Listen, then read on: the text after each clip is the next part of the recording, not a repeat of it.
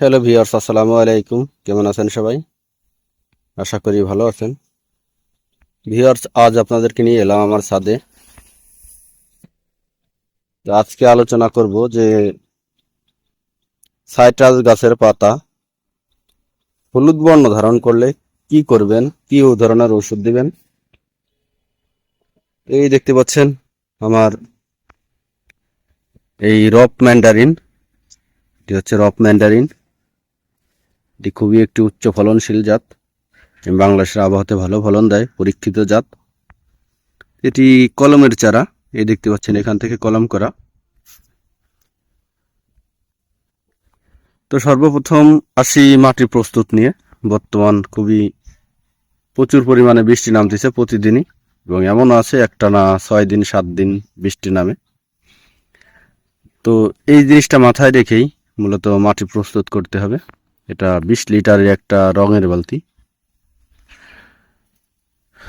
তো এখানে আমি দেখতে পাচ্ছেন পচা গোবর, একদম ঝুরঝুরে পচা গোবর, মাটি এবং বালি, মোটা বালি, যেটা আমরা বিভিন্ন স্থাপনার কাজে ব্যবহার করে থাকি। আর এই হচ্ছে চিটা, ধানের চিটা। ধানের চিটা দেওয়ারটাই কারণ দেখেন যে মাটিটা তুলতুলে নরম, কিন্তু একদমই নরম, যেন গাছটি অক্সিজেন পায় এবং শিকড়গুলো সহজেই প্রবাহিত হতে পারে। আর পচা গোবরের কথা তো বলবোই না, এটি একটি জৈব সার। আমি এই গাছটা লাগিয়ে কোনো প্রকার কোনো রাসায়নিক সার দিইনি। তার মোটা বালি দেওয়ার একটাই কারণ, সেটা হচ্ছে এই ড্রেনেজ সিস্টেমটা যেন ভালো থাকে, তবে যেন পানি না জমে বৃষ্টিতে।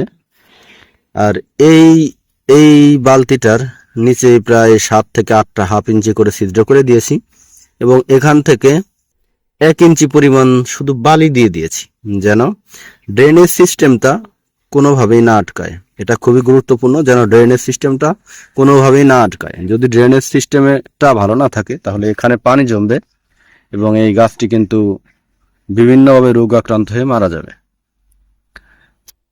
তো যাই হোক, এখন মূল বিষয়টা হচ্ছে এই যে দেখতে পাচ্ছেন এই গাছটা কিন্তু হলুদ বর্ণ ধারণ করছে।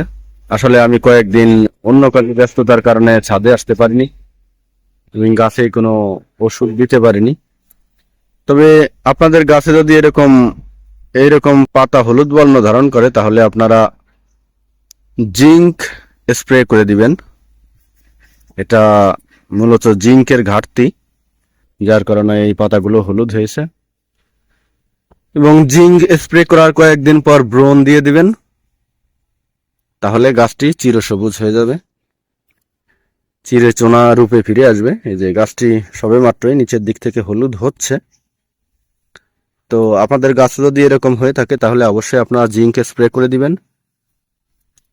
বিভিন্ন কোম্পানির জিঙ্ক পাওয়া যায় বাজারে, এগুলো স্প্রে করে দিবেন। আশা করি আপনাদের গাছগুলো ঠিক হবে। এবং পরবর্তীতে দেখাবো, আমার কাছে প্রায় 14 থেকে 15 প্রকারের সাইট্রাস গাছ রয়েছে এবং 18 থেকে 19 জাতের আনার চারা সংগ্রহ করেছি। সেগুলা পরবর্তী ভিডিওতে দেখাবো। আজ এ পর্যন্তই। ভালো থাকবেন সবাই। ধন্যবাদ সবাই।